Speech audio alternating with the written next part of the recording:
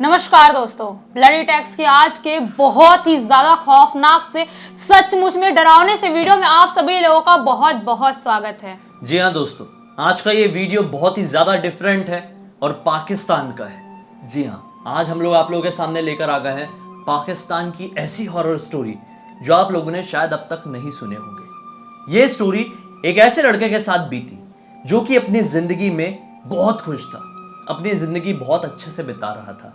इसे घर पर इसका भाई, इसकी माँ, इसकी दादी रहा करती थी। इसकी उम्र जब 26 साल की थी तो इसके पिताजी की मौत हो चुकी थी और अब फिलहाल ये 28 साल का था। जब ये 28वें साल में लगा तो इसकी जिंदगी में बहुत बड़े बड़े बदलाव आने लगे।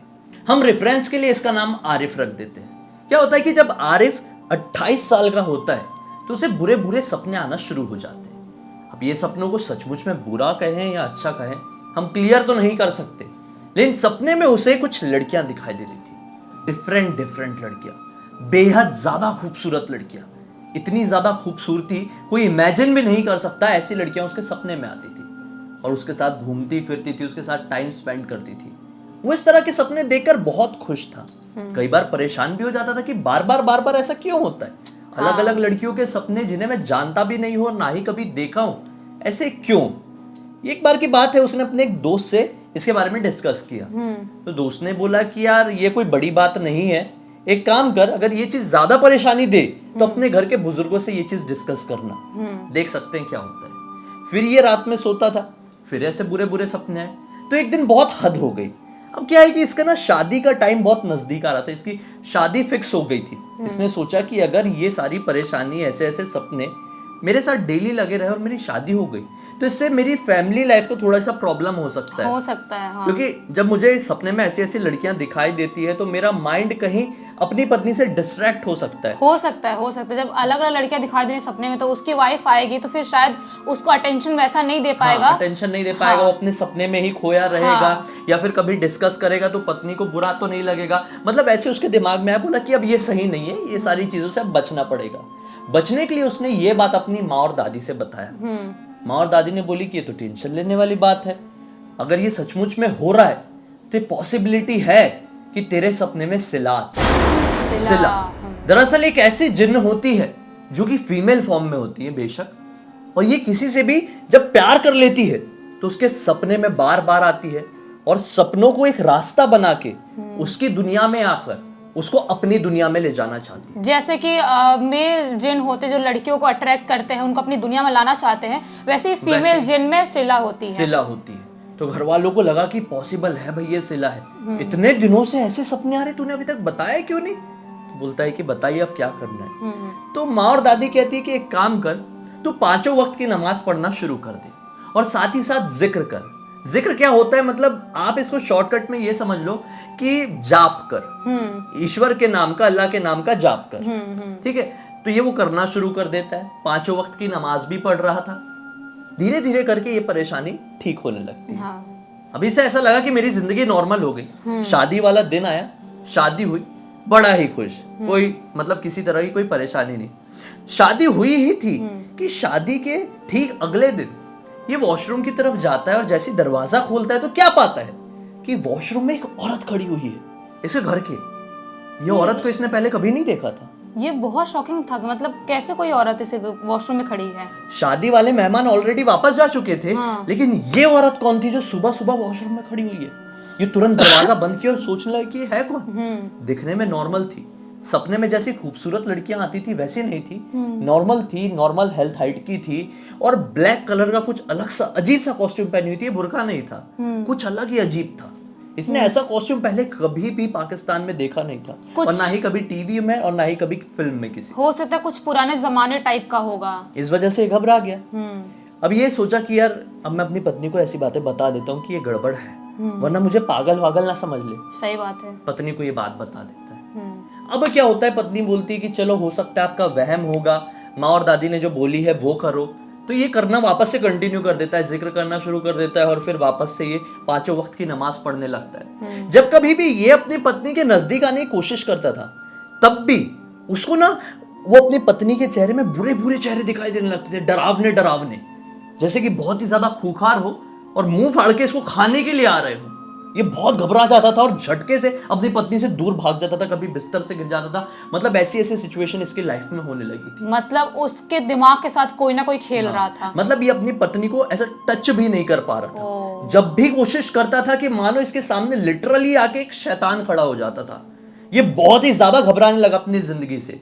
पत्नी को भी ये बात बताया, पत्नी भी थोड़ा बहुत ट्रस्ट कर रही थी, अब क्या कर सकती थी वो इसके अलावा।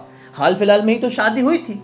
कुछ ही दिन बाद से पति पत्नी दोनों को इनके वॉशरूम से आवाजें आने लगी, चीखने चिल्लाने की। जब भी ये रात में सोने जाते थे उसके बाद कोई भी जोर जोर से चिल्लाने लगता था बाथरूम से। दरवाजा खोल के देखते थे तो अंदर कोई है ही नहीं। अब पत्नी को भी आवाज आ रही थी, मतलब जो चीजें हो रही थी अब बहुत ज्यादा उसका कंडीशन खराब हो गया था, मतलब अब वर्स्ट कंडीशन में चली गई थी। और हालत कब खराब हुई? हाँ। जब इन लोगों को अपने बेडरूम में लगी हुई खिड़की से कोई और दिखाई देने लगा। मतलब अभी तक तो आवाज सुनाई दे रही थी, अब कोई दिखाई देने लगा। ऐसा लगता था रोज रात में 1-2 बजे के बाद किसी का साया आके खड़े हो जाता है और समझ में आता था कि ये किसी औरत का ही साया है। धीरे धीरे करके इतने ज्यादा डरने लगे। अभी तक शादी को यही कोई 1 या 2 महीने हो चुके थे। ये लोगों ने अपने बेडरूम में भी सोना बंद कर दिया, अपने माँ के रूम में जाके सोने लगे। ऐसे करते करते और 1-2 महीने बीते। पत्नी परेशान हो गई, मैं चल क्या रहा है। पत्नी बोली मैं मायके जा रही हूँ कुछ दिन के लिए। मायके गई और लौटने का नाम ही नहीं ले रही। उसको ऐसा लग रहा होगा कि शायद कुछ ना कुछ यहाँ पे गड़बड़ है और मैं अपनी पूरी जिंदगी यहाँ पे बर्बाद नहीं कर सकती। उसको ऐसा लगा होगा। लौटने का नाम ही नहीं ले रही। अब इसने बोला कि आ जाओ भाई, तो बोलती है मैं नहीं लौटूंगी, आप में कुछ गड़बड़ है। मतलब आप सही नहीं हो, आप मुझे टच तक नहीं कर रहे हो, ये सारे बहाने हैं। उसने ऐसा बोल दिया। उसको लगा होगा कि शायद इसका चक्कर बाहर बाहर कहीं पे चल रहा है। और भी बहुत सारी चीजें लगी उसको। हाँ। और भी बहुत कुछ लगा। उसने बोला आप में कुछ गड़बड़ है, कुछ बहुत बड़ा, कुछ नेचुरल प्रॉब्लम है आप में, और सारी चीजें जो बता रहे हो ये सारे बहाने हैं। तो पति बोलता है ऐसा नहीं है यार, तुम समझो मेरी परेशानी, मैं जो तुमको बताऊं वो बिल्कुल सच है। मेरी माँ दादी से भी पूछो, ये काफी समय से ये प्रॉब्लम हो रही है। बोलती वो सब कुछ ठीक है यार, मैं डाइवोर्स के पेपर भिजवा दूंगी। शिट। क्या होता है कि जैसे तैसे करके बड़ा मना के उसको बोलता है मुझे कुछ और दिन की मोहलत दे दो, आ जाओ घर पे, हम कुछ मिल के इसका निकालते हैं, कुछ हल निकालते हैं। चलो बोलती है कि तुमको 1 महीने का टाइम देती हूँ। फिर वो घर पर आई, फिर ये उसके पास जाने की कोशिश करता था। एक पलंग में तो सो ही नहीं पा रहे थे। फिर इसको उसके चेहरे पे कुछ ना कुछ दिखने लगता था। अब ये लोगों ने बाहर लोगों से डिस्कस करना शुरू किए, आस पड़ोस में। पीर बाबा को दिखाए, तांत्रिक बाबा को दिखाए, सब अलग अलग तरह की प्रक्रिया बताते थे। कोई बोलता था 5 वक्त नमाज पढ़ो, कोई बोलता था ये करो, कोई बोलता था झाड़ फूक करूंगा, कोई बोलता था ये करूंगा, कोई बोलता था मैं तुम्हारे घर पे आके कुछ अलग मतलब प्रक्रियाएं होती होगी उनकी, अपने को नहीं मालूम, वो करूंगा, उसके 50,000 पाकिस्तानी रुपीज लूंगा। ऐसा ऐसा मतलब कुछ लूट रहे थे, कुछ अलग अलग नुस्खे बता रहे थे, कुछ ऐसी चीजें भी बता रहे थे कि इनका धर्म ये चीज अलाउ नहीं करता करने को। तो ये मतलब वो चीज कर ही नहीं पा रहे थे, जो भी सॉल्यूशन निकाल ही नहीं पा रहे थे।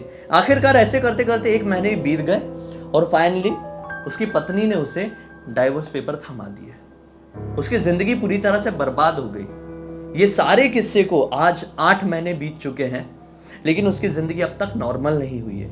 इसने अपनी जिंदगी में फैसला लिया था कि मैं जिंदगी में केवल एक ही शादी करूंगा, लेकिन अब जो कि तलाक हो चुका है और अब ये शादी से भी घबराने लगा था, डिप्रेशन में जाने लगा है बहुत ज्यादा।